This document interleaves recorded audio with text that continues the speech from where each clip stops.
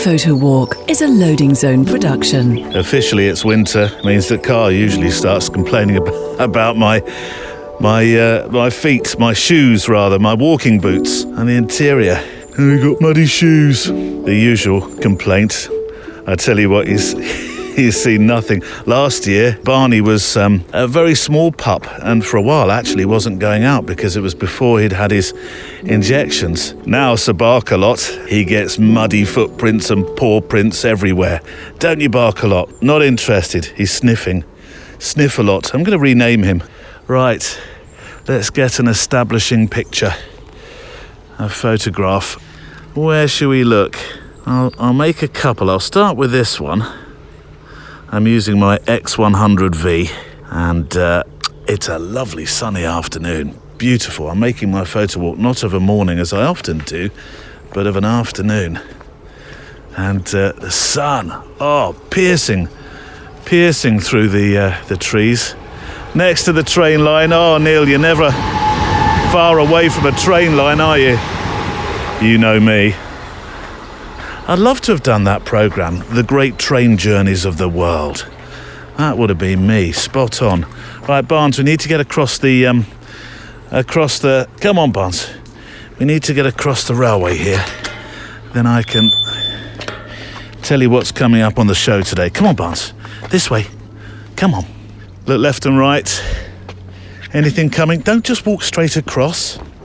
Oh, you're going to hear a lot today about sound, because my guest, Jeremiah Smith, who I'll introduce properly in a short while, makes these fantastic stories in Alabama, where he's, all across the country, but it'll be Alabama that we're talking about today. But he goes one step further than simply employing a photographic still. He uses sound and letters. I'll come to that later. But if you're interested in making your stories with a bit more sound, and you know what I'm like for my sound, then I spotted on mpb.com, who support us on this show, this microphone today, the Rode Video microphone. Now, I have a couple because I'm good at losing them. They're quite small. They fit in the hot shoe of your camera. They're, I suppose, reasonably directional. You need to be fairly close to your talent if you want to record people with them.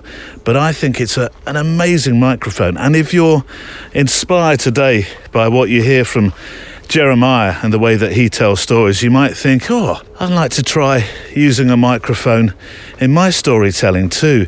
And so that piece of kit is perfect, because sometimes I put it on the end of a pole. Pups don't eat that, no. Oh, this is grim. Mud and all sorts of stuff he's eating. Anyway, I spied two on mpb.com, and they're £30 max, I think, which is not bad for an amazing piece of quality audio recording kit. So whatever you shoot with, however you make your pictures, whether it's on the street or in the mountains or by the sea, social photography, news, making photo stories like Jeremiah today, mpb.com is the best place to go for quality used camera kit. And you'll be responsibly and sustainably buying by being part of the circular economy. I'll link to them today on the show page, mpb.com. Right, let me make another picture looking through the trees. Pups, don't go too far. I can't put your letters down, they'll get soaking. Or they'll be soaked, rather. Right, you know me with a flare through the trees. Here we go, f8. 1/2/5. 640 ISO. A lovely flare picture. Since we've got that glorious afternoon piercing sun. Old Barnes. Let me just get another picture. Look at him standing in all this mud. Oh, you heard that. Sorry, car. You're going to have two very muddy passengers on the way home. Today on the Photowalk. My main goal is just to make relationships with people. Yeah. I love the interaction, the flirtiness of just talking to strangers, like right when you first meet someone, especially if you're somewhere where you're, quote unquote, not supposed to be, or you're getting to know someone that you're like, oh, this dude, yeah, there's something off with this guy, but I kind of want to know more. And that's my favorite part of the whole photography thing. And it's almost like, all right, I want to get to know this person. It's almost like a challenge to like get to know this person first and foremost, hear their story. And if I can make an image of them and give it back to them as a print, or, some of these people I take photos of, they haven't seen themselves in 20 or 30 years. You know what I mean? They've never even had a photo of themselves ever. Stories of life told by photographers, and today we're joined as we walk by storyteller with a camera, microphone and pen, Jeremiah Smith from Alabama. Also inspirational thoughts from former guests including Nick Turpin and John Buskell and Ed Cashy. It's a unique and special kind of photography show. Unique because it's made by your letters you send in about what making pictures means to you, and special because we get to spend time together making our photos, while the letters and guests inspire us with thoughts about photography and life. Whatever you photograph with, a pro-grade camera or humble smartphone, it's a show about how making pictures has you feel, what it does for us and others around us. And with 6.6 billion people on this planet able to make a photograph with something, we're not walking alone. In the mailbag today then, the sound of a photo. Yes, we'll talk a bit more about that today. And one writer has been making photographs in nature and recording the plants, literally. Well, not exactly talking to the plants. Hang on, Neil. This sounds like the plants are mushrooms. Are you sure they're talking? No, all will be revealed. Walking in Berlin, news of the Photowalk Retreat 2023 at last, and making that family picture when you can, and other stories. So, shall we walk then? Checklist out. Coffee and Garibaldi's packed? Check. Boots on and laced? Check. Spare batteries? Check. Geolocation app activated if you are map logging your pictures? Check. I must think of a quicker way to say that. Spare lead for Barney? Slight spoiler? Check. Memory cards or spare film? Check. Earbuds in? Check. Lens caps off? Let's walk. Come on, up. Where's he gone? Come on, Barney. Good boy. This way. I want to start with a couple of thoughts. One in a moment about a different way to look at how your work is viewed, because it doesn't have to be in a gallery. It's something I noticed I just want to share with you. I saw it on Twitter. And here's Nick Leach, who has a bone to pick. It's not really a bone to pick, to be fair. But it is an observation of something I said. Neil, he says. Oh, now you know you're in trouble, don't you? When somebody starts with your name 3 times. It's almost as bad as putting your middle name and surname in there. Neil, love the latest episode. So actually this was a couple of weeks ago, the one with Imran Nouri, episode 342. We talked about, with Imran anyway, I talked about Jack of all trades. And Imran is proudly a jack of all trades. But I did say in the foreword at the start of the show that it seemed the jack of all trades label that I had in my broadcasting life may have, well, if not thwarted, had perhaps derailed my radio, my broadcasting career. That was basically what we were talking about. And anyway, Nick, he says, my friend, you are missing the full saying of the jack of all trades. A jack of all trades is a master of none, but oftentimes better than a master of one. This so-called jack of all trades was, in fact, says Nick, William Shakespeare. Was he? Really? Did Shakespeare say that? Was that his phrase? A jack of all trades is a master of none, but oftentimes better than a master of one. No, I have to say I would not have put that down to William Shakespeare. Let's get through this gate. Oh, mind pups. I am sure, says Nick, in your radio career, people ask you to do all kinds of stuff because you're a nice person and you can be relied upon. Can I get that in writing? Not because you were just an all-rounder sans expertise in any one thing. I think this experience is what makes the podcast so great. Oh, stop it. Look at me. Shucks. I'm going all red-faced. You know I'll have to hide in the corner. We love your work. Nick, we? You mean you and my other listener? Fantastic. Very heartwarming indeed. But Nick, in all seriousness, I'd never heard that expression before. Well, I'd never heard it attributed to William Shakespeare. Of course I've heard the expression. That's what we were talking about. I stopped there because I was just looking at the lock gates here. You should always keep both lock gates closed, but one set are open. Barney, come this way. Come away from the lock. I am not jumping in there today. And then assignments. Yes, have you taken part in the assignment show? If you haven't, on a Monday we have the assignment show. It's just a short show. It's usually 5-10 minutes, 15 max. And we have former guests, but they set photographic assignments, a way to think about your photography for the next 7 days. That's what we say. It's not always 7 days. Sometimes, look, it's not like a classroom. If you want to take a couple of weeks to do the assignment, you can. And we did have one from Nick Brandt that was a month-long assignment. But it's designed really to get you out with a camera. A real mix of challenges. Some far less demanding than others, which incidentally gives me a chance to say that the one coming up on Monday, which is with a real friend of the show, Marissa Roth. Now, that is a challenge. And she's set 3, and they're fantastic. But you really are going to need to think about your subject. I won't say too much, not too much of a spoiler. I'm certainly joining in with them. There's one in particular that I'm really quite excited about. I think it's the second of the 3. Should I do it in the wrong order, just so I can get cracking straight away? No, Neil, keep it to order. But a couple of weeks ago, the photo assignment on the Monday was presented by street photographer superb Nick Turpin, and I spied a tweet from him this week that just had me think. So it isn't really a big thing to start the show with, but it was a natty observation that had me do that, yeah, you're right, kind of thing.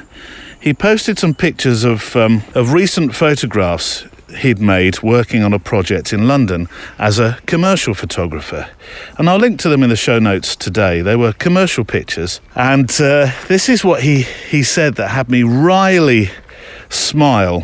Look out for my posters, he said, for TfL, which stands for Transport for London. All over the transport system, commercial photographers, he says, have exhibitions too. We just don't get our names underneath. And I thought, how true. Because I see Nick's pictures in London on the Underground and railway stations and other places. And of course, it is an exhibition, isn't it? Of sorts. So I'll put a link on the show page today, and you can go and see Nick's current exhibition in London. And it won't be at a gallery. I love, by the way, the short tip-off letters that you send in. Here's one from Greg Piccone, who has told me about somebody called is it SRP15? It is, isn't it? SRP, the letters SRP, the word 1, O-N-E, and then the number 5, but F-I-V-E. So SRP1, F-I-V... I tell you what, I'll link to it in the show notes today. Much, much easier. He is an Instagrammer who describes himself as photographer. Every day is a moment. I've never said I'm good at it. He's got a modest following, nothing huge. It certainly deserves to be, but I sense they wouldn't necessarily be driven by numbers anyway. I don't have a name, I just have the name of the Instagram. The pictures, though, black and white pictures, just sublimely contrasty. They pick up every ounce of dust in a sunbeam. They pick out small, detailed stories of what we see with our eyes, but so probably walk on by often. A silhouetted playground of kids playing footy on a beach, or water droplets on an apple, and then perhaps my favourite, a small Barney, out, don't you dare. enough mud. And then perhaps my favourite, as I say, a small bird. It's sort of a blue tit or sparrow-sized, weathering a sharp shower. It's something you have to see, but his portraits as well, there's a real depth to them. And I wanted to share this with you because I think you'd really enjoy his work as well. You get sort of, I don't know, the feeling, that depth I'm talking about, the sort of gritty, contrasty nature of them really draws you right into his compositions, like somebody, I don't know, pulling a fishing line in with you on the end of it. Is that a bit odd? Maybe it is. They are just utterly wondrous. And occasionally, very occasionally, you get a single flash of colour, but not in an obscenely old IKEA poster style of spot colour. Come on, we've all had that poster. Did you have the one that was the yellow taxi in New York, everything else black and white, just the yellow taxi? Or did you have the red bus in London, everything in black and white except for said bus? Come on, be honest with me now. We had that hanging up in our apartment for many years. And I think we still have it. It's in the attic. But this isn't spot colour in that style at all. Very, very inspirational grid. I promise you'll be richer for spending coffee time there today at some stage on his Instagram. Right, let's play you our first roll of inspiration today, and it makes sense to play a few thoughts about observations on the street with Nick Turpin from that episode number 345, where he set an assignment, a challenge for you for the week. Here's Nick Turpin. Street photography has been at the heart of my practice for over 30 years. Even when I was a newspaper photographer, I was always looking for the little quirky, unusual things that everybody else missed. When I was an advertising photographer, I always shot ads that, looked like quirky moments in the street. And even on the shoots, sometimes I would say, oh, let's just go over here and put a balloon up and shoot here, or, do something unusual. And I guess now, I'm working on a lot of public realm projects for those sorts of people. I still have that street photographer in me. And so when I go on those sorts of projects, I'm still looking for a fantastic composition, but that beautiful moment, which I love to see in a street photograph. When I teach street photography, I always say to people that, if you can get a beautiful composition, a beautiful frame, and a fantastic moment in the same picture, in the same camera frame, the chances are you've got yourself a good photograph. And I think even when I was out in the city and it was deserted because everybody was, in lockdown, I was still trying to do the same thing, but I had fewer people to play with. But I had all of this structure and space and all these buildings and architecture and parks and, as you say, all this glass and steel. And so, I had to juxtapose people with the environment, this sparse environment. And that's, all photographs, street photographs, I think, juxtapose things. There are elements within the picture and you put them together and there's a dialogue between them, which often creates a new meaning or creates humor or something surreal, or it changes things. And it's the photographer that puts those two things together, or three things or four things, depending on how good you are. And I was still doing the same thing that I do with a little camera as a street photographer. I was doing the same thing with a bigger camera and a tilt shift lens in the financial city in that project. So but I just didn't have the people to play with, so I had to work with the buildings and the architecture. That's Nick Turpin. And if you're interested in joining in with his assignment, you'll find the show page for episode 345, which has a player. But also, of course, you could scoot back on your app and listen to that show. And, if you're here for the first time, you may well be sure to like and subscribe, as the youth say, when you go to your app, so that you get you get reminded when the next episode is out. It's always a Monday, it's always a Friday. But like and subscribe, as they say. We're talking about sound today. I mentioned it at the start when I gave MPB their due credit right at the front of the show, as well as pictures with my guest Jeremiah Smith. And I don't think you need to be a videographer to really gain an advantage with your storytelling from adding another layer, another dimension, such as sound. And, you know me, I'm fascinated by sound anyway, otherwise I wouldn't be producing a podcast. But here's a letter I received quite some time ago, actually. It was back in the summer. So my apologies, Ewan McNeil. Your letter has been maturing like a fine wine or a piece of cheese in the inbox. But this seems a good day to pop it into my bag and bring it out on a walk, since we're quite excited about the addition of sound in stories today. Hi Neil, says Ewan. Following mentions of combining audio recordings with the still image, I thought I'd share my evolving take on this.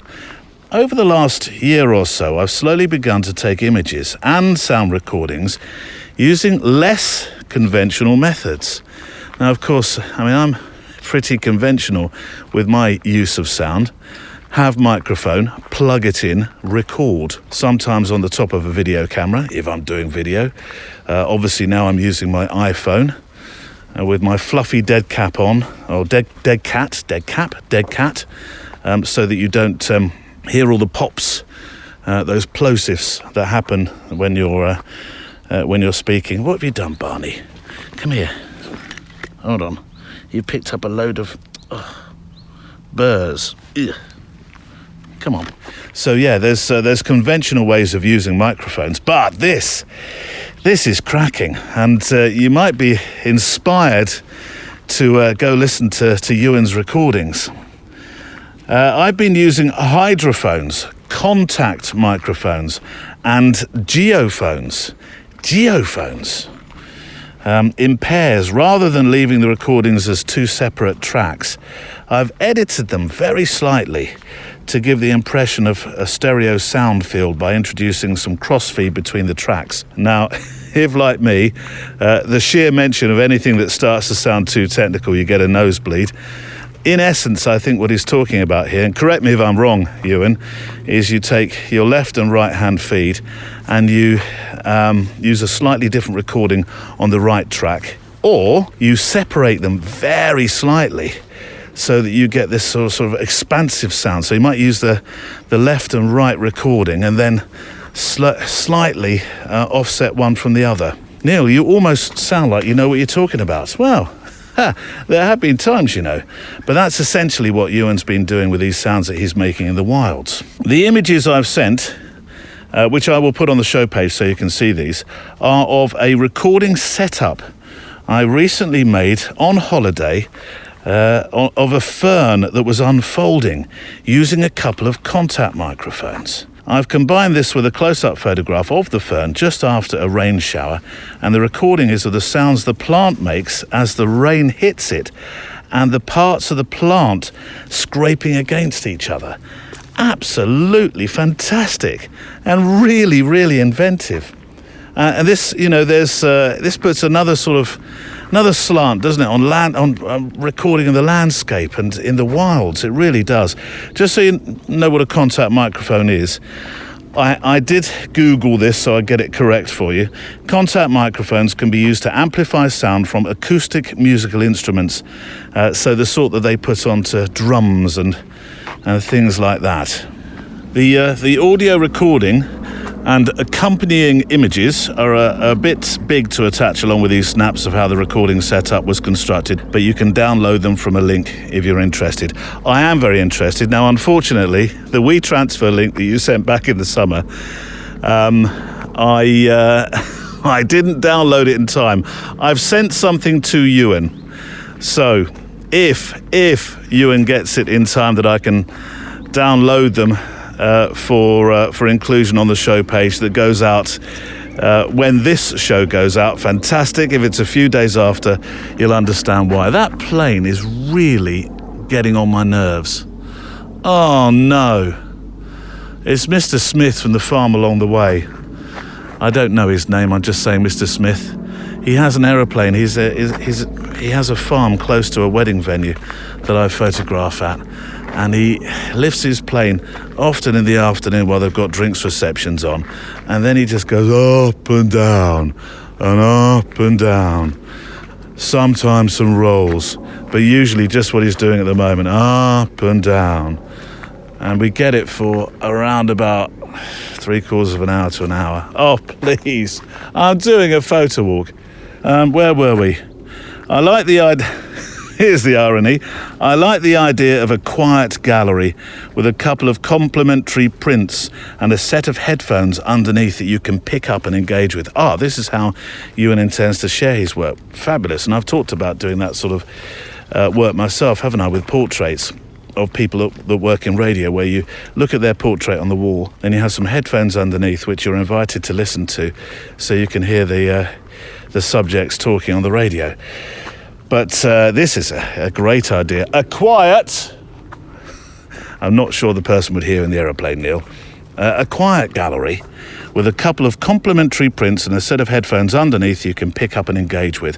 I've been toying with the idea of combining them into a video, says Ewan, but the recordings really need to be listened to on headphones and probably won't give the same effect on a pair of earbuds as the quality headphones that I'd like people to use. Other photographs include the rain from a thunderstorm. Now you're talking my language.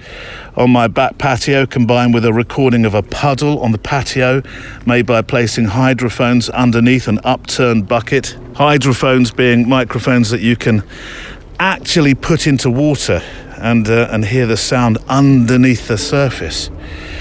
Also a close-up of 2 strands of a barbed wire fence and geophone recordings of the wind whistling through the wire. Fabulous. Feel free to include an excerpt from the recording on the show page along with the images if you think it will be of interest. Well, I will do. Right. Whilst the aeroplane goes firing over the top, I will duck for cover because it started raining as well. Thanks from Ewan. Thank you, Ewan. Right, inspiration. Let me take you back to episode 320 for a few moments. As a barge goes past. We've got everything here, haven't we? Trains, barges, planes. Got the whole lot, Barney.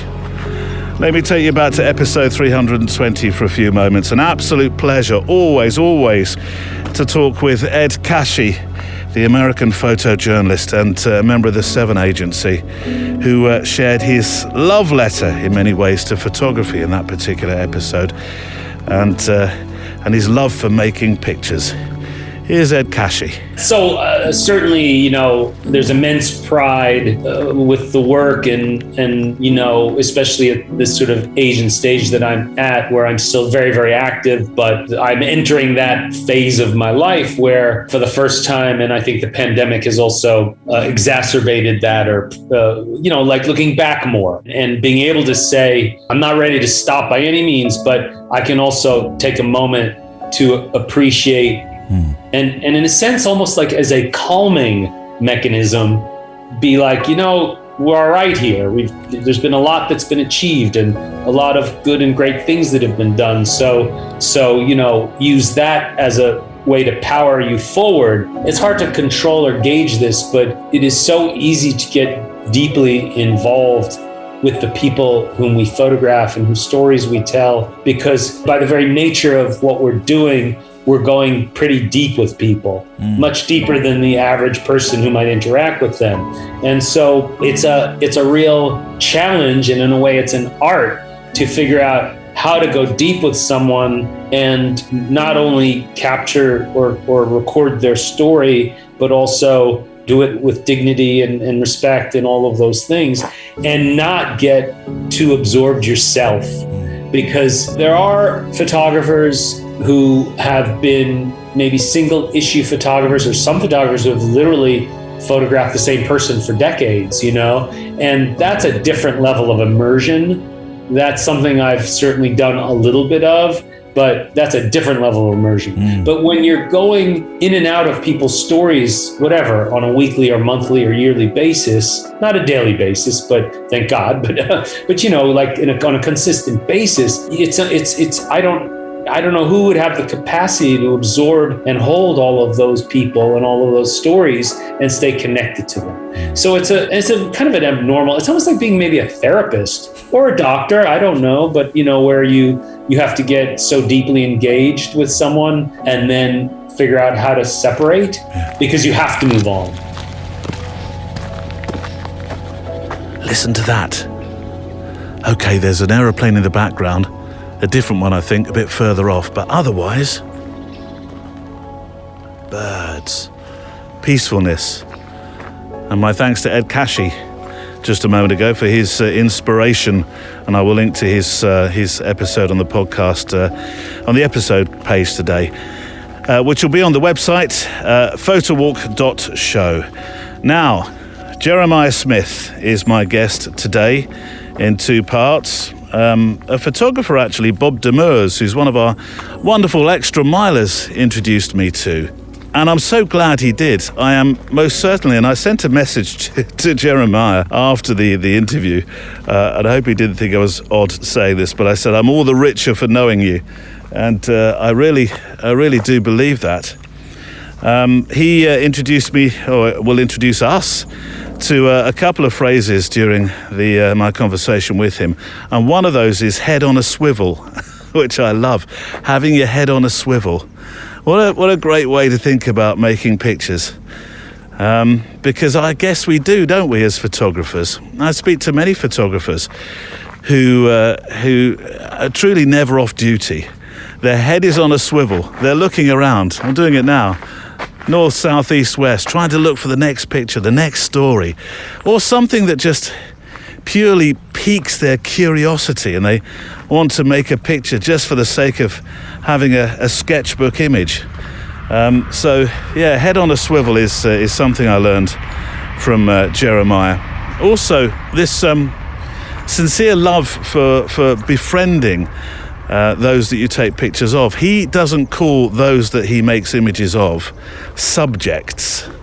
Subjects, if you think about it, it's not the nicest phrase, is it? I mean, it's the word we use for when we make pictures of, or portrait pictures, they are our subjects. But I like this concept that he has of befriending, of making friends. I also very much like the idea that Jeremiah he's not new to taking photographs, but he's fairly new in his approach and the way that he's made the photo stories that we're going to talk about today in this particular project, which is called Finding Faith. I think it defines his character, that he's trusted by the folk within this project who seemingly, in some respects, don't have too much in terms of material possessions, or at least they certainly don't prioritize material possessions. But I think you're going to really enjoy getting to know Jeremiah through his work, which I shall share on the show page today. My guest today, talking about this fabulous project that Bob Demers introduced me to, which is a story about people in the South, in Alabama, living their life, finding faith. This is Jeremiah Smith. Jeremiah, I know that photography played a role in your life growing up.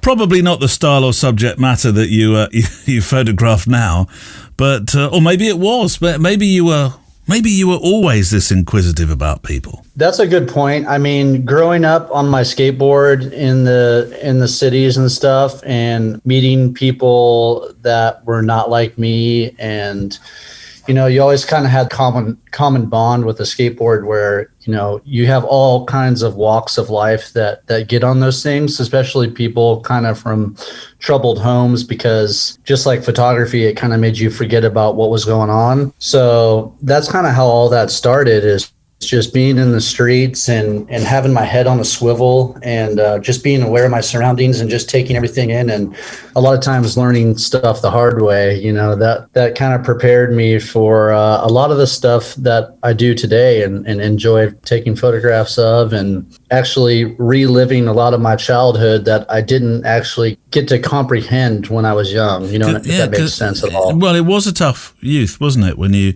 moved around, I think, a fair bit. It wasn't easy. There wasn't always a stable home, was there? Well, I mean, my dad was a single father, and he did a damn good job of raising me to the man that I am today. Yeah. But yeah, I had a little bit of a traumatic childhood, worse than some, better than others for sure, But him being a single father and just kind of making it work and putting food on the table every night and keeping a roof over my head and keeping me out of trouble and away from drugs and doing bad things.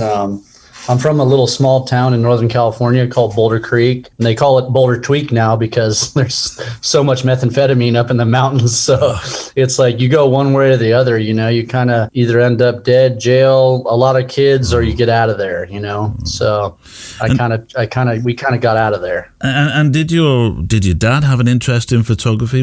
Who put the camera in your hand? You know, no, my dad was not interested in photography at all. I got a Canon EOS 1N when I was in high school. Yeah. I thought I was going to be a good skateboard photographer because I was taking photos of all my friends skateboarding. And I realized it was a bunch of money and I was a much better skateboarder than I was a photographer. And I had friends that were much better photographers than skateboarders. So I kind of let them take over that role. So I stepped on a skateboard and I never became professional, but I was an amateur and I got free stuff and I traveled the country a good bit. You know, I got free skateboards and shoes and clothes and stuff like that. So photography I just kind of put it in my own lap out of just wanting to capture a time and place in my life. And it came and went in my childhood when I got into things. Like when I got into these old Harleys that I'm into now. Yeah, I've seen them. We started traveling. We started traveling the country on them. I was like, oh, I got this old Canon EOS 1N. I'll bring that. I'll get some film from Walgreens.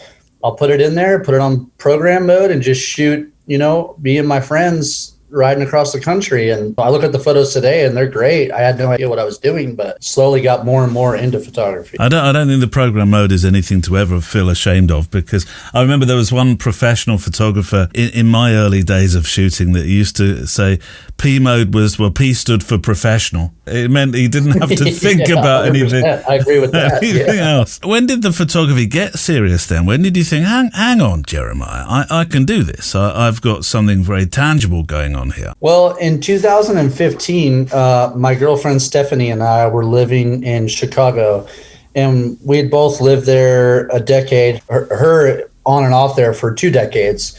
And we're like, yeah, we love Chicago, but I think it's maybe time for us to explore this country and hit the road. So we sold everything we owned and we moved into a 1973 Midas Frolic camper trailer. All of our friends helped us rehab it. We completely gutted it and redid it from the ground up. And we sold everything we owned and we traveled the country for just under 2 years. We did 42 states and, you know, we called it relationship boot camp. Yeah, I've heard you call it that. Yeah. With that being said, before we left, I was like, man, I'm gonna get myself a nice digital camera and I'm gonna document our trip, you know. And it was that time in our travels where we'd be sitting at a bar in the middle of nowhere in Colorado, and I'd sit down and talk to an old gray-beard dude and be like, man, you know, you're so cool. Would you mind if I make a portrait of you? And at that point, I just noticed like people just kept saying yes to me. And I was like, man, this is incredible just to be able to take a photo of somebody and then print it off and give it to them or mail it to them and stuff, you know? And so I kind of got the itch like that. And then when we moved to Alabama, I got really serious because I didn't have a job at first.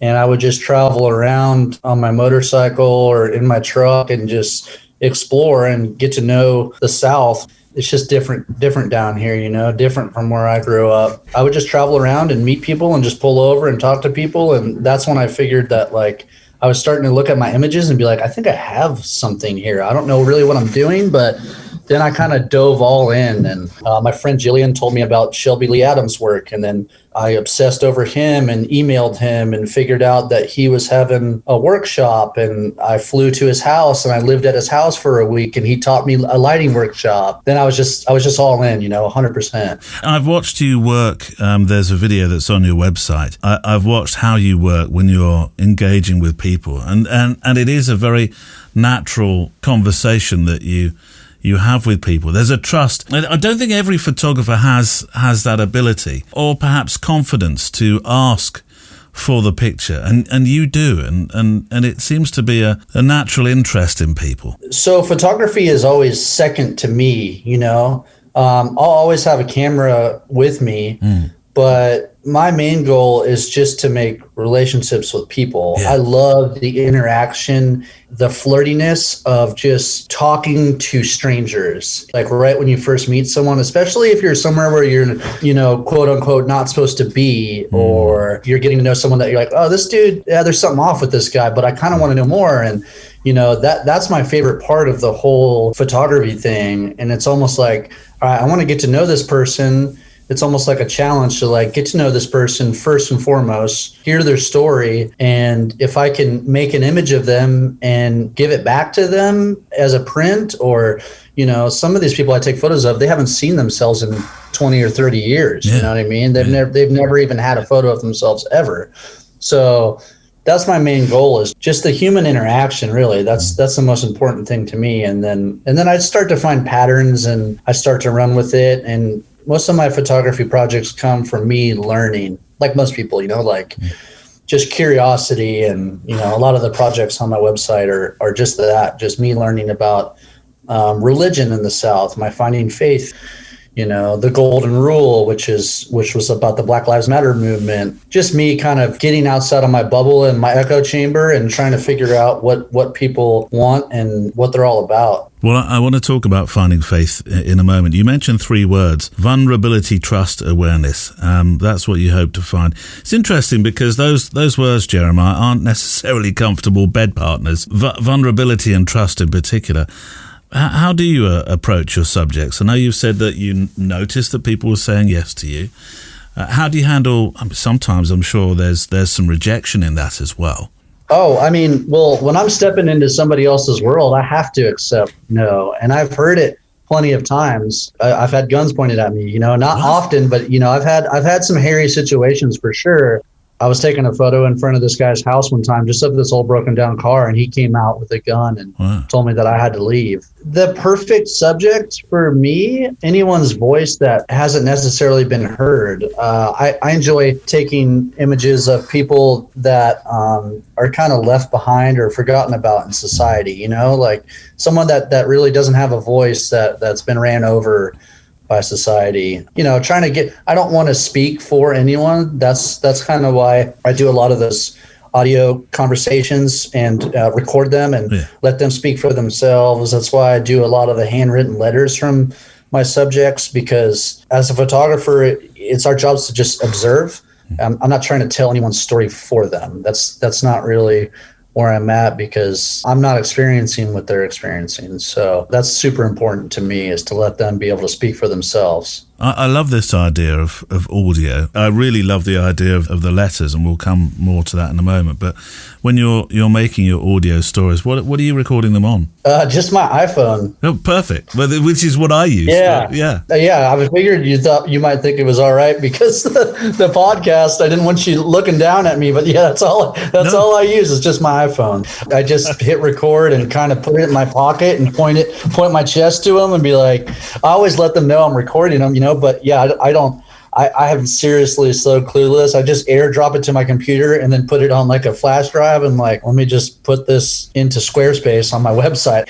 People get so wrapped up, and even me, in the medium of what we use and how we use it, and this gear and that gear. And I am such a nerd when it comes to film cameras. Like, I love going to the estate sales with my girlfriend and finding a Nikon, or whatever, or a Hasselblad for, $150 and being like, wow, I got it, and then I'm looking around, I'm like, I have so many cameras. Like, why did I just do this to myself? Like, now I just created another situation to where I'm like, why do I need, what camera am I going to take out today? What film am I going to use today? Like, I'm slowly getting rid of all my stuff, so I have a nice solid kit to be like, all right, here's this, and this. You mentioned I called it an American chopper. It's a Harley, isn't it? I'm using the wrong phrase, aren't I? It's a chopper. Yeah, it's a chopper. That's the right phrase. They were built everywhere, but yeah, it's a traditional American chopper. Yeah, Harley Davidson for sure. Well, you look one of the coolest photographers when you head out on it. You got the chopper, you got the film camera. It is your phrase, "living the dream," is what I would term that. Oh, for sure. I'm very fortunate, man. I worked hard for every single thing that I own, and I'm not rich by any means, but me and my girlfriend have a roof over our head, and we live in a nice little 1926 bungalow in Alabama, and we got 3 acres of land, and it's fun. It's great. I love the South. It's a learning curve for sure, but we're very happy to be down there, and I'm happy with all the stuff that I have. Yeah. Well, let's talk about this project. Why you're interested in the church and people's faith? Because you've not necessarily found your faith, have you? No, I didn't grow up with religion. So my dad was not religious by any means. So he didn't, we grew up in Northern California in a small little town, and I didn't really grow up around any sort of God or anything like that. So there would be times where I'd stay at a friend's house or something and be like, all right, we're waking up in the morning and we're going to church, as a kid. And be like, I'm not going to that. That's weird. Kind of culty to me, I'm like, y'all sit around and sing to each other. I don't know if I'm comfortable with that. I just don't get it, But, as I get older and especially when I moved to the South, up north in Chicago, and especially any big city, really, like a lot of people don't wear their religion on their sleeve, because there's so many different types of religion, in Chicago, especially where I'm from, where I lived for so long, people aren't going out preaching and telling you about the good Lord or have a blessed day or stuff like that. There's not a church every 4 seconds away. But when we moved to the South, everyone's like, all right, what football team are you for? And what church do you go to? And we're like, we're not into football and we don't go to church. And like, basically you're to the devil. So there's people that definitely don't have a to pee in, as they say, and they thank everything they have to the good Lord. Yeah. That just kind of blew my mind. I'm like, man, these people are so happy with the nothing that they have. Like there has to be something behind that. And I've kind of figured out, like, when you don't have a lot and you have the Lord to look to, that's really what gives a lot of people strength to keep keeping on. I thought it was a pretty amazing thing. And some of the kindest, generous humans I've ever met are down here in Alabama. And I don't know if you can see it from where you are, but Alabama has a bad rap with being racist and stuff like that. But that's people that have never been here. Like a lot of people that I told when we were moving here, they're like, you're moving to Alabama? Isn't that place racist? I'm like, have you ever been there? Like, why would you even talk like that? Why would you've never even stepped foot in the state. It's just people being judgmental and whatever. But, I learned a lot just getting out there and talking to people because I wanted to make my own assumptions of this place. And I've been nothing but thrilled and happy about the people here. Because it is very much a study of the social issues as much as the religion and people's belief, isn't it? Well, I noticed like a lot of the small towns around where I live, it's a lot of people of poverty. It's a lot of old steel towns. There was a big steel mill and they made a lot of the steel for Chicago and New York. And at the turn of the century there, and a lot of people lost their jobs after all that work went away. So they kind of got their towns that kind of got forgotten about. And mostly every single person, for the most part, that I've run into who I've become friends with have told me about how thankful they are for God and how they have everything they own. And that was just, like I said, that was just a huge culture shock because they didn't have much and they were as happy as could be. And I was just really interested in how that could be. So I just kind of dug deep into it and started doing those letters and audio interviews. Yeah, and I want to talk about this aspect of the project because this fascinates me. And it takes the work onto another plane, the fact that you recorded audio and they sound to me as much conversations between friends as an interview. And I'd like to play a little now ahead of part 2 coming shortly because this is Terry, who you befriended, and you caught him on a hard day by the sound of it. The two of you are sat out on his porch. There's a fire crackling in the background. There's the rumble of passing traffic. And the interesting thing is he no longer has faith. The portrait you made of him, in the background behind his head is a license plate sat prominently behind him that reads Jesus. Here's Terry. You live free, motherfucker. You're lying to all these motherfuckers. That man-written book called Bible, you're lying, motherfucker. I said, you walk outside and I'll show you how you lying. Don't put my foot in your ass. They come all the time and invite me to go back to that same church. 30 years, nobody cussed me out in front of nobody. I'm a man. You're a man like I am. So what you're saying is You used to have faith in God, and now, as of right now, you do not? As of not just right now. A couple years ago. And why is that? I'll explain it. It's here. Well, I want to write it down. You gotta write the damn thing down. That benefits you, it ain't benefiting me either. It's not benefiting me at all. I know. I'm gonna start looking that way. But if I come in my yard, you drop a piece of paper on there, you gonna get that I'm gonna put my foot in your ass. Sorry, man, I ain't playing no more. No, I know. You ain't never done nothing to me. That's just the way I feel. Yeah. I ain't got no hate at all for you. Well, I don't have any hate for you. I'm glad I met you, Terry. I don't know why. I don't know. I just keep coming back to check on you, I feel like, and just see how you're doing, and you're a friend to me, so I feel like that's important. All right, Terry, I need to go to work. All right, buddy. Good to see you. Good to see you. I'm sorry you caught me like this. Hey, this is life. And Jeremiah Smith returns for part 2 of his story shortly. Really inspired by his storytelling, his use of sound, and also, which we'll which we'll talk about in part 2, his use of letters, asking people to write letters that goes along with his story. I'll come to that shortly. If you'd like to send in your stories to the show, that's what drives it. Without your letters, without your thoughts, without your pictures, and where you've been photographing. Where are you going, pups? Come out, darling. There's a stream there. Come on. And there's also brambles. Look, come on this way. Then do send your letters to me via email. Send them to stories@photowalk.show. Stories@photowalk.show. If you go to the website, there will be a link, of course, on the contact page as well. And I really look forward to hearing from you. Are you doing your mid-walk bark thing, are you? What do you want? Is this the moment where you want some treats to keep you quiet so I can talk about the extra milers? Go on then. I shouldn't be doing this, Barney. You shouldn't really bark for your treats. Let's not call these treats. Let's call these halfway walk snacks. Although I'm not going to share with you. Right, there's annoying Mr. Smith again with his aeroplane. I thought he'd gone. There we go. Maybe if he landed, I could give him some of your treats. There we go. Have a treat for being quiet. I don't want to hear your aeroplane all afternoon long. Here he comes. Let me wave. Go! Go! Go on! Shush! Peace and quiet. Oh. Barney, let's go and tonight we'll go to Mr. Smith's and we'll wait outside and I'll say, "Where's the pusscat?"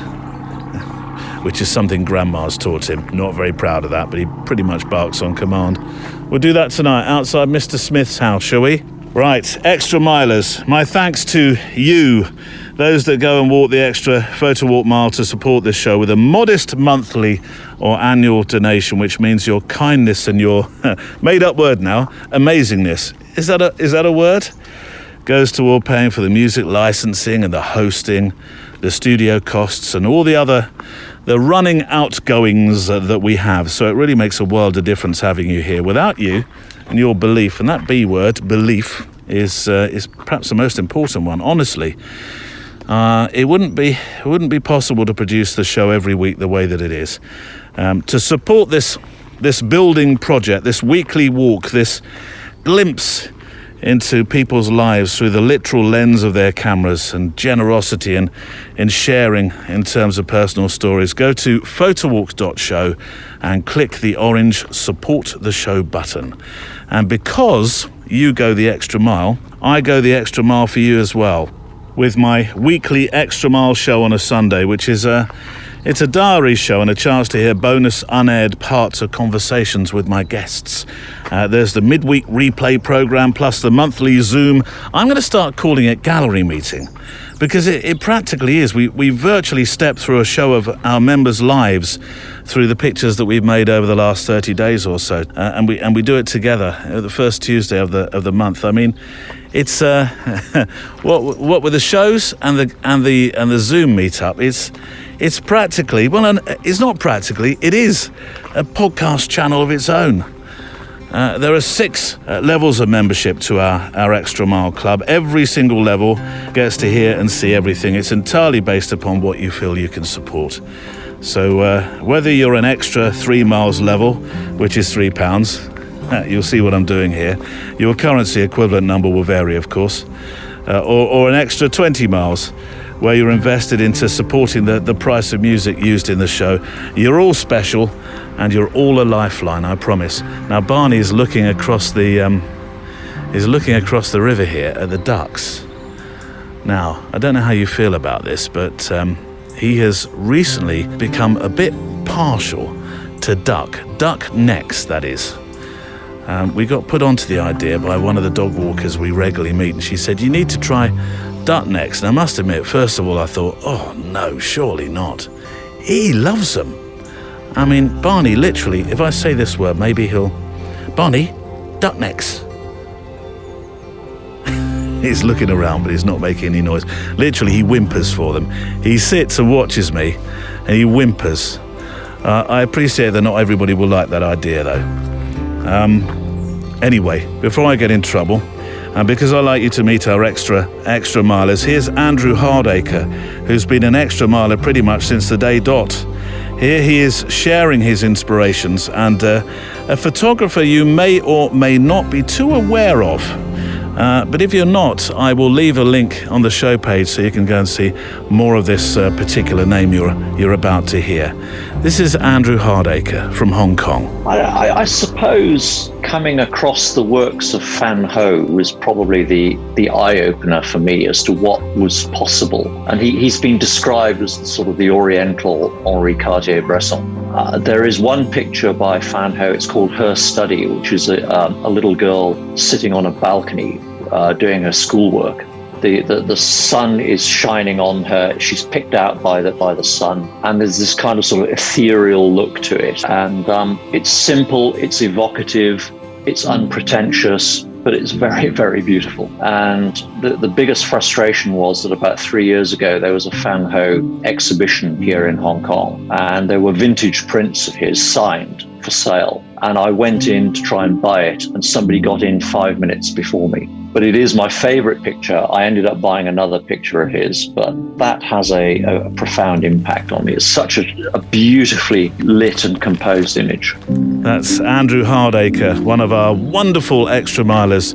And if you'd like to support the show, then you can by going to the website photowalk.show and clicking the support the show button. We started out with this wonderful sunshine, which I was walking with. It's you and I with our cameras, me with the letters that I take out, making some pictures as we walk and listen to inspirational photographers, and of course our special guest today, Jeremiah Smith.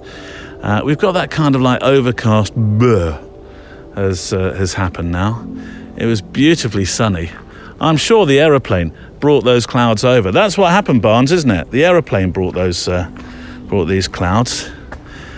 Let me get I haven't made many pictures today, so let me grab a photograph here. Trains are busy.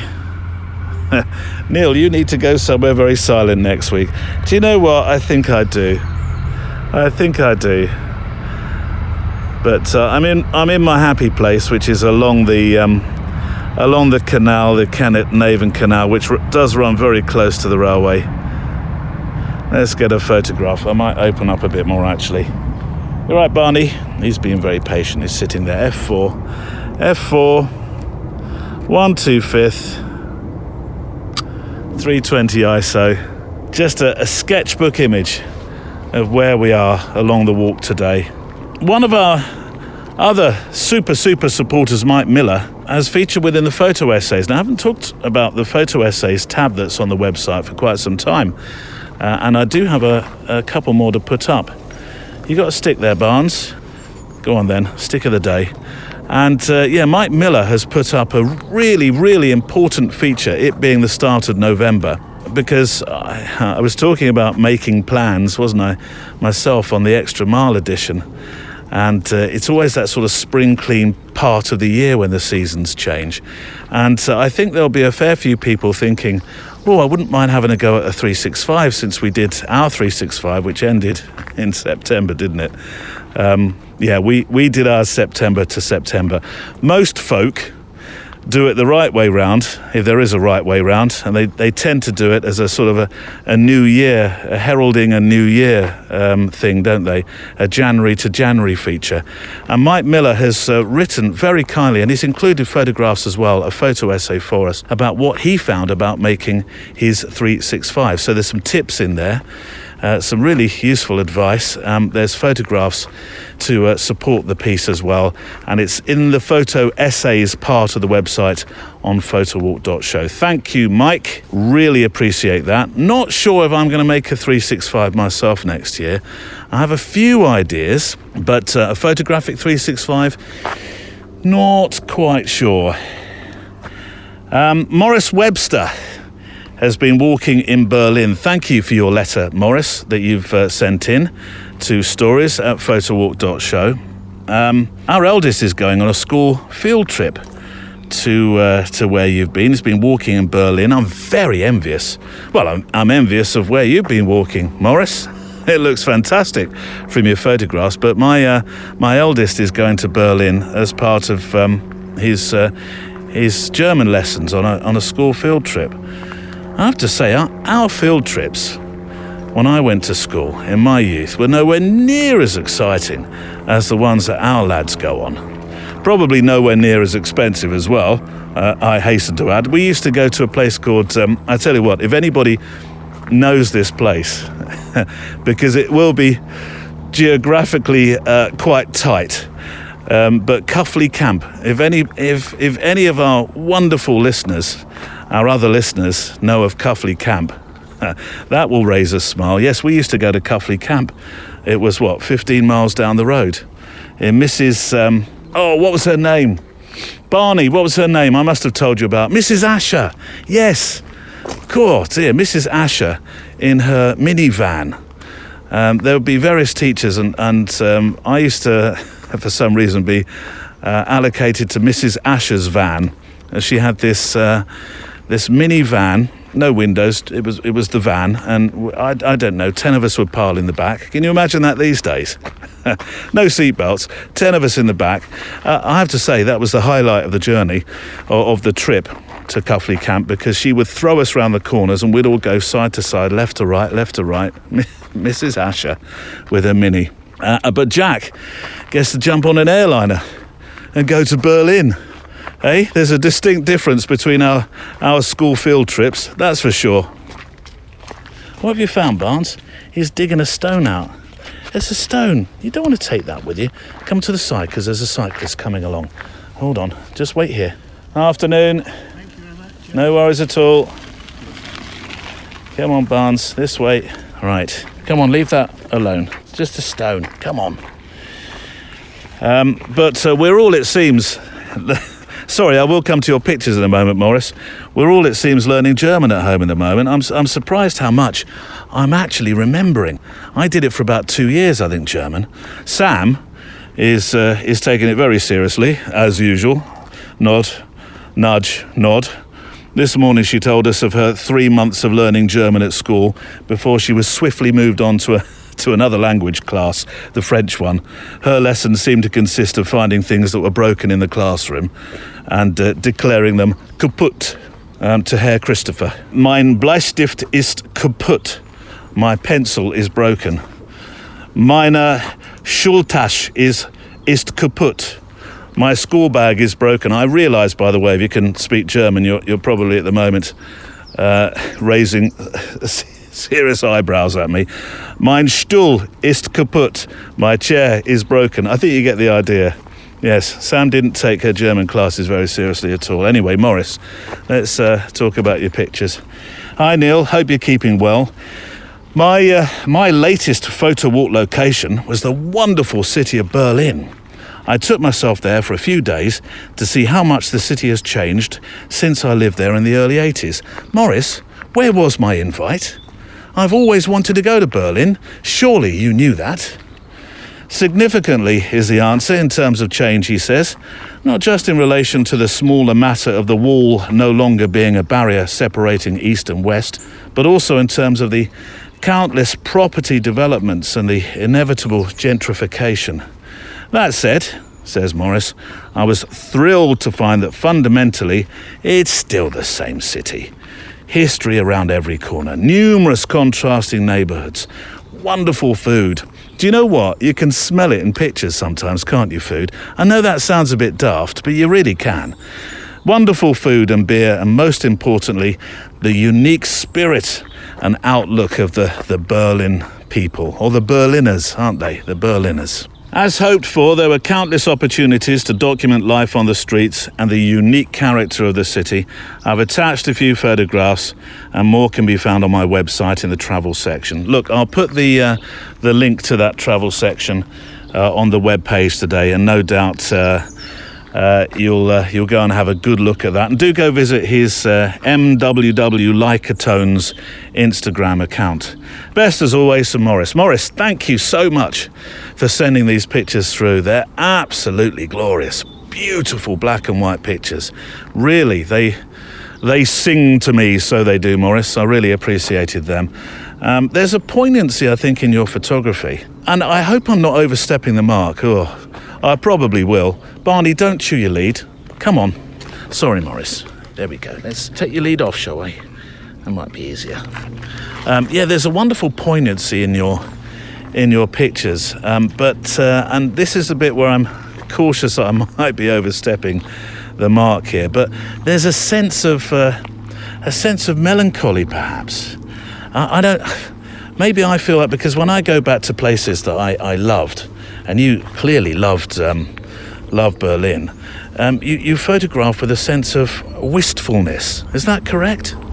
But as I say, super stunning work. And, well, the old buildings clinging to the street cheek by jowl with the new, I found that fascinating in your observations. Only one thing, though. Next time you go back, please drop me a line, Morris. I want to go as well. Right, inspiration. A couple of mails and thoughts following the show a couple of weeks ago.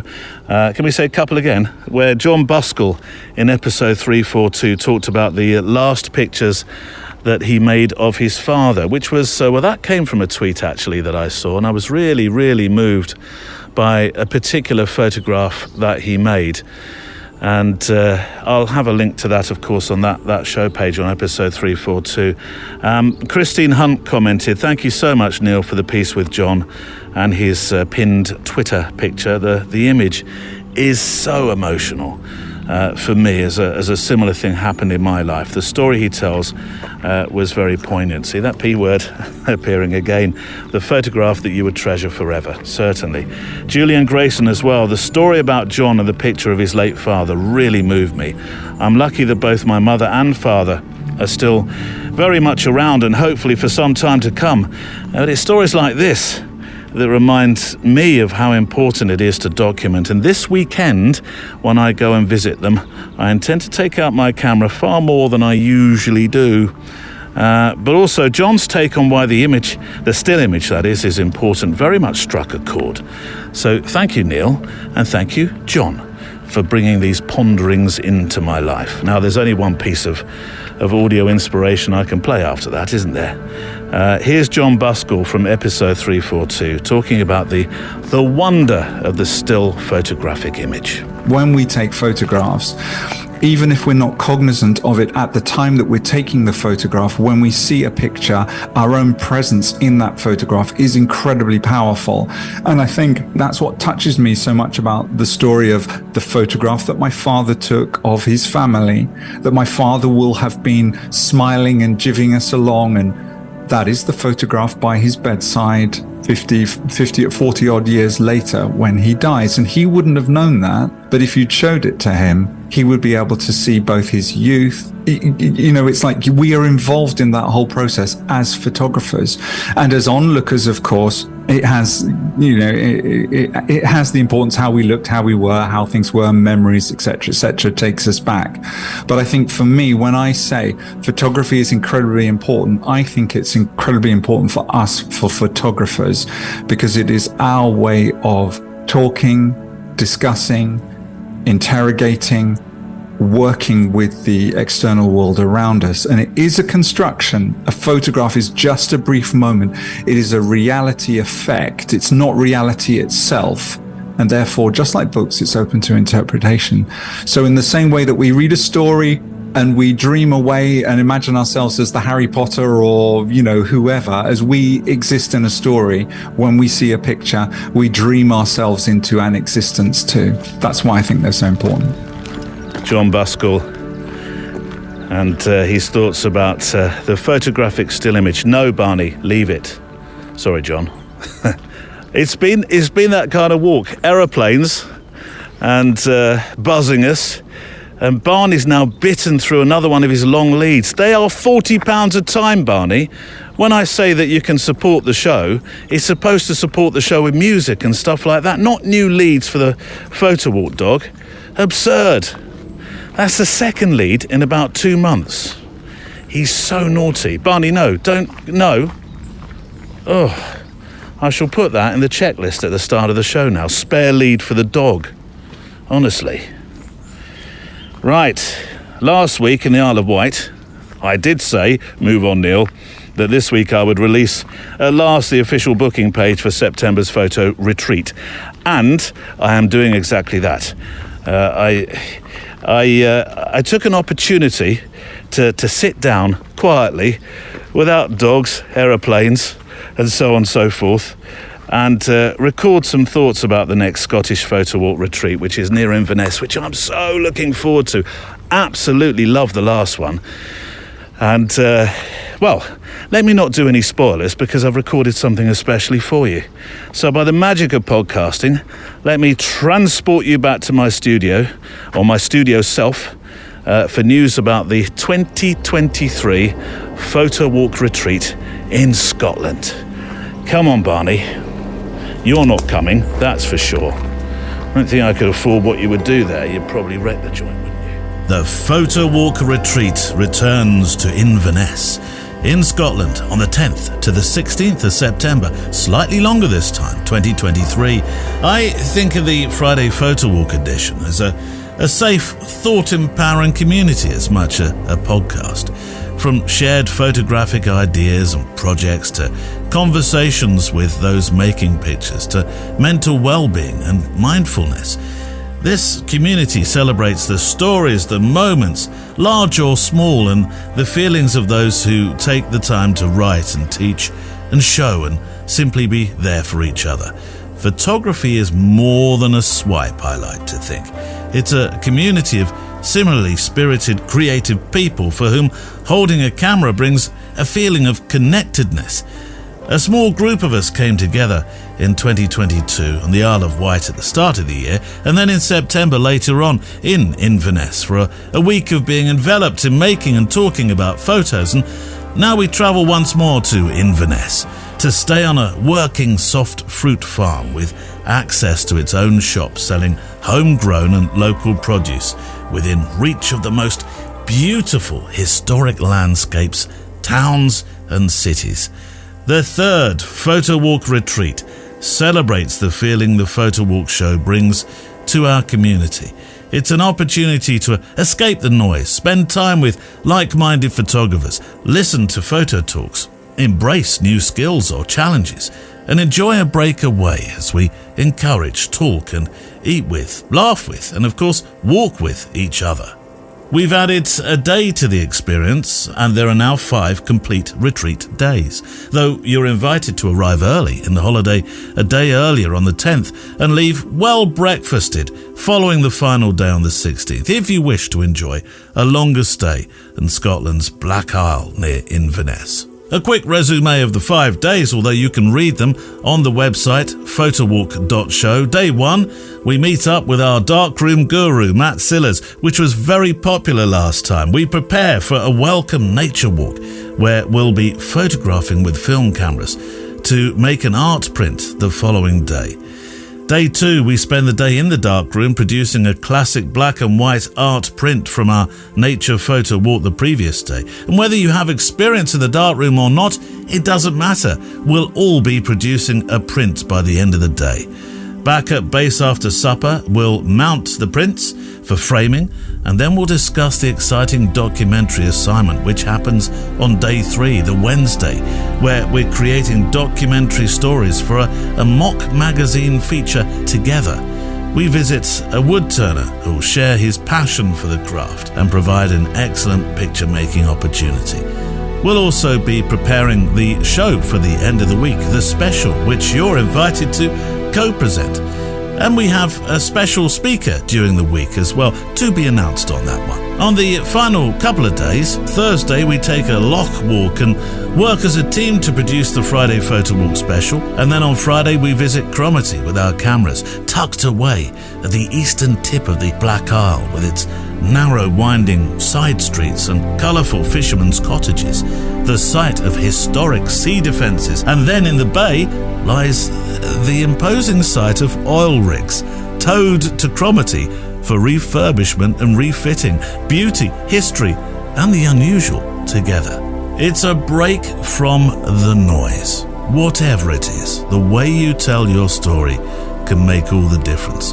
And we hope you'll be telling that story with us on the Photowalk retreat in Inverness, Scotland, the 10th to 16th of September 2023. All 5 places. A few of them have already gone. So go to photowalk.show, the website, to reserve your place. Thoroughly looking forward to this year's, or next year's, 2023. We've got to get through Christmas yet. Photowalk retreat, which will be in Scotland in September. And you'll find links on the show page today. Very important always that when we're on our retreat, we have an opportunity to walk and talk for the show with those that come with us, because we like to make a show on the retreat as well. And on the retreat that we just had, because we've had 2 this year, I asked one of our housemates, Andrea, to talk about photography and what she loves about it, the peacefulness, the solitude of it sometimes, and just the creative freedom that you get from making photographs. Here's Andrea. Definitely nature, flowers, trees, and also people. If you're doing creative things like potters, artists, that kind of thing. So anything that's like creative as well as nature, really. Because this is a business for you too, isn't it? Yeah. The photography is, yeah. How many days a week are you spending on the photography? Probably 2 days, 2 to 3 days a week. Yeah, and just growing it. And what sort of work? People who grow things, so growers, florists, maybe a bit of accommodation sometimes, if it's kind of quite natural based. Accommodation? Yeah, so not like, wouldn't be hotels or anything, but maybe glamping, that kind of thing, because that kind of plays to the strengths of the nature side of things. And what about the future? What do you intend to do with your photography? Is it more of the same, or do you want to advance it in other areas? Well, I've only really just started, so more of the same to get better at what I do. Yeah. Just do more of what I do because I love it. Well, and that leads me to this question. What do you love about it? I know you say you love it, but what does it bring to you? What does it make you feel? Definitely when I'm on my own with the camera, just really relaxed, peaceful, calm, in the moment. And I just love it, yeah. So sometimes, I could come back at the end of a walk, and if I accidentally lost my photos, haven't yet, but if I did, it just wouldn't matter really, because the whole process was enjoyable anyway. Andrea, who joined us on our Photowalk retreat in Inverness earlier on this year. Right, second part of my conversation with Jeremiah Smith. Finding Faith is the project we've been talking about. I don't want to give too much of a spoiler here, because I'm picking up my chat with him where we talked about the project having photographs and recorded audio, and then these wonderful, often handwritten letters, which he then photographs and includes in his collection that goes with the project. So this is Jeremiah Smith, part 2, talking about this fantastic project that he's been making in Alabama called Finding Faith. In part one, Jeremiah, I played a little of your conversations you recalled, and we played Terry as an example, but also you would ask those you befriended to write something, an answer always to the question, what does faith mean to you? Would you ask everybody, if you could record, or in this case everyone, to pen you an answer to your question? I always feel it out first, right? Like if I meet someone for the first time and I know where they live and we hang out and say I pull over and I'll find something to kind of break the ice and feel it out. Yeah. And then I'll be like, hey, do you mind if I hop out? And I'll just kind of talk to them for a while. And just, I have that gift of just wearing my heart on my sleeve. I don't mean any ill intentions at all. And I think people pick up on that pretty quickly. So I will always kind of feel out the situation first. Yeah. I'm not always going to ask someone if they want to be a part of my Finding Faith project.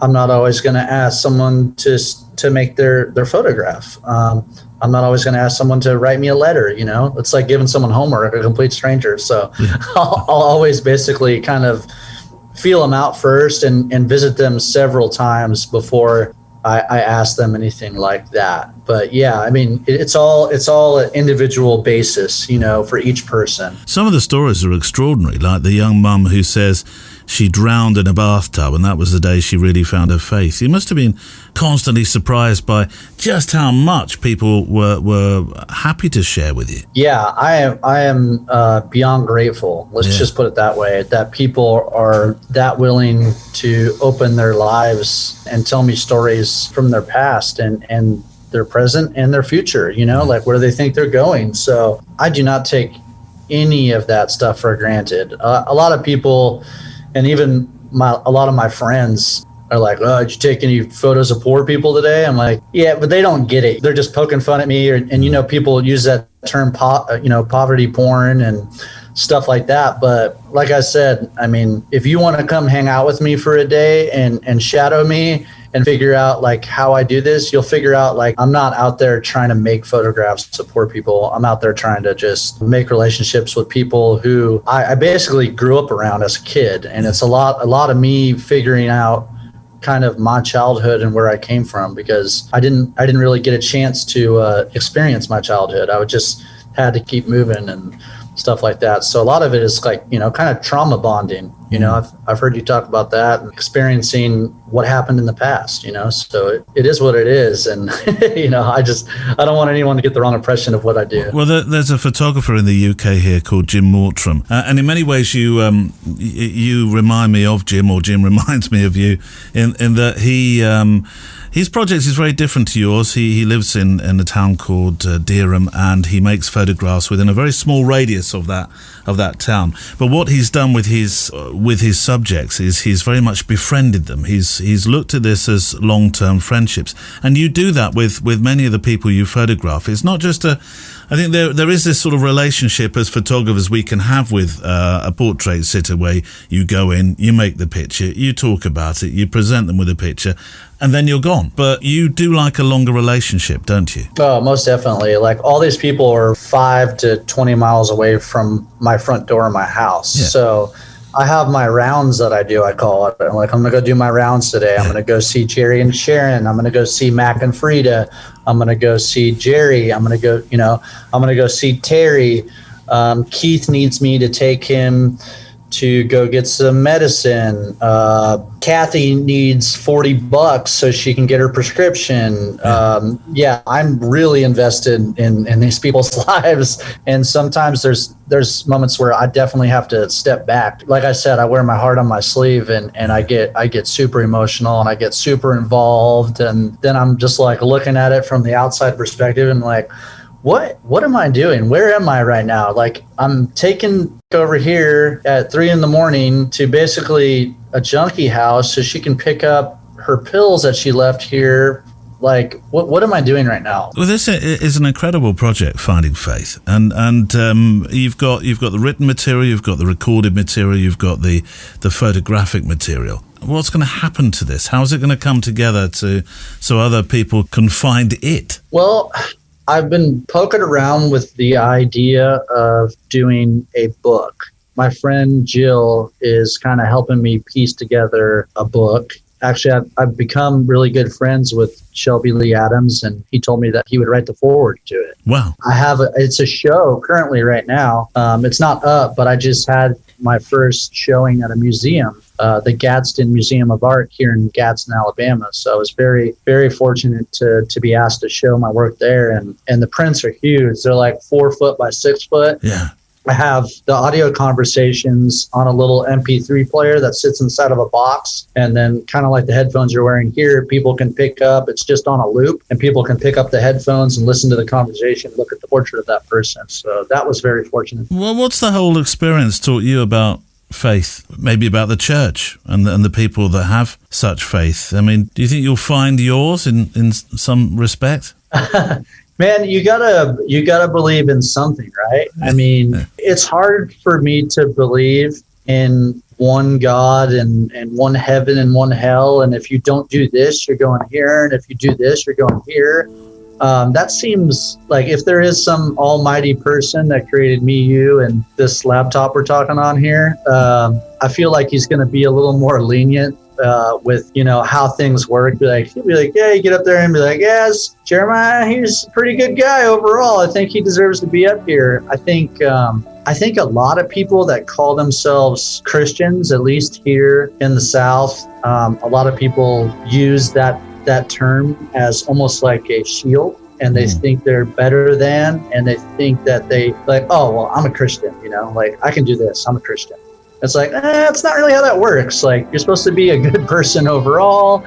And a lot of the people that I make photographs of who literally have holes in the roofs, I think those are the real Christians, and they don't pass judgment. They know that I don't believe in God, and they're not judging me. They're not like, I'm covered in tattoos and have a beard, and they're like, why don't you come into my home and, let's have a beer and let's talk about why I believe in God. I think a lot of people use that term, religion as like kind of a front. So every person is different, and I'm not exactly sure what I believe in, to be honest, because I've heard so many amazing stories about what gets people through hard times. But I'm not sure what I believe yet, to be honest with you there, Neil. I don't know. I wonder whether you're going to be able to answer this question with one word. If you were to describe yourself as a photographer, what would the one...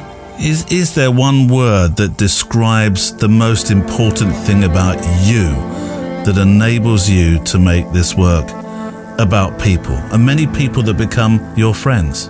I think I would like to use the word passionate. I want to be passionate about the individual that I'm making the photograph of, and I want to be passionate about telling their story properly. That's really the one word that comes to mind. Passionate, caring. I mean, just want to be respectful of everyone that I come in contact with. That's all. Absolute joy talking to Jeremiah Smith this week on the program. And for links to Jeremiah and his work and other photographers that you've heard about today, their Instagrams, their Veros, their websites, then go to today's show page, and which is on photowalk.show, and you can click through, grab yourself a couple of coffees and definitely a packet of Garibaldi's, because you will need it. There's often lots of links, and I hear that often you spend quite a lot of time sort of following the links and then getting involved in a trail that leads off from there as well. Well, that's what the show page is all about. That's the inspiration it's supposed to bring. And of course, if you haven't been to the show page before, it goes without saying that I'm going to nudge you to do so, because there is so much inspiration, I believe, on there from those that have appeared on the program. And look for the link in your podcast player app. That will take you straight there. Now, a treat for extra milers, because Jeremiah recorded some more thoughts for us. We did a dive into other projects, and he shared, well, it's practically another interview, and he shared some really important advice given to him by photographic mentors about how to tell stories with your camera that I was I was truly inspired by.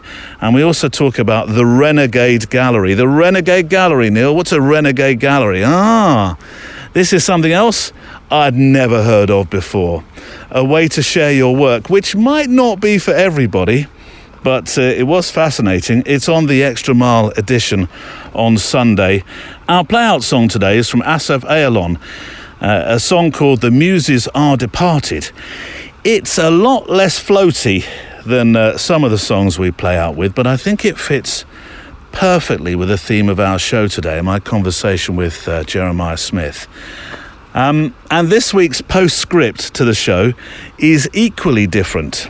Changed up slightly this week to go along with the audio that Jeremiah records with his subjects or friends. I correct myself as I say that. Not subjects, friends. Usually, of course, I try to impart some sort of pithy life lesson or quote, but today I just want to play into the song with, those who Jeremiah has befriended as part of this just amazing project. I do hope you're going to look at it on his website. And I think this is an incredibly potent way, recording audio, to go about a project, particularly the kind of project that we've talked about today. Always remember that there's a person on the end of that camera or microphone, and I think that's what I've learned from Jeremiah today. This respect that he has for those that he photographs, and I think that comes across when you listen to the conversations he's had with people and what they're prepared to share with him. So a different postscript altogether, a piece of audio as we go into our song today. Audio that's been recorded by the photographer Jeremiah Smith. No one's going to shoot me if I walk around with my camera, are they? Yeah. Maybe? No. Well, I thought he said they gonna Matthew 5:7, blessed is the peacemaker, man. You know, if you're here to represent peace, then you fine. Yeah, that's it. Blessings all over. I have people profile people just by how they look or what they may assume that they are without actually talking to them and finding out who they are. I think I would want that to stop going on. And everyone should always stand together against all evil, against all odds. Like if the devil is attacking us, him and his army, then I think we should all rise up as God's children and just be brave and strong and powerful and show this enemy that no matter what you do, no matter what plagues you bring upon us, diseases, viruses, it doesn't matter. Hatred, no matter what you're doing, if we all stick together as God's kids, as one, we can beat this. The sun burns your back right after the rain, crimsons your skin after softening your bones. They all keep saying you belong on the moon. Second start to the right, take it home.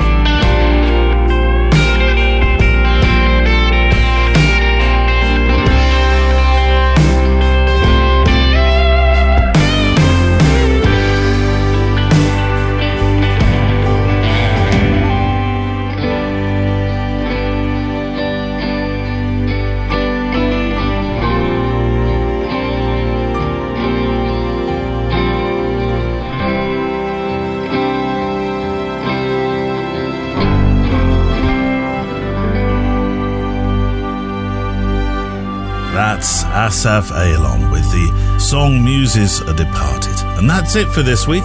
My thanks to all our guests: Jeremiah Smith, Nick Turpin, John Buskell, Ed Cashy, Andrea Gilpin and Andrew Hardacre. mpb.com and our Extra Milers on Sunday for you, by the way. More to come from today's guest, Jeremiah Smith.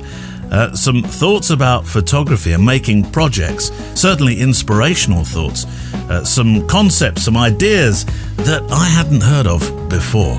So looking forward to that. That'll be on Sunday. Music today was from the wonderful artslist.io. Final fist bumps go to Neil Ford, head of stuff I don't understand. Emily Renier for your eyes in our Facebook group. And Andrea, of course, chief of staff on the Instagram Vero and Ideas floor. I look forward to photographing with you, hearing from you and talking with you next time. The Photowalk is a Loading Zone production.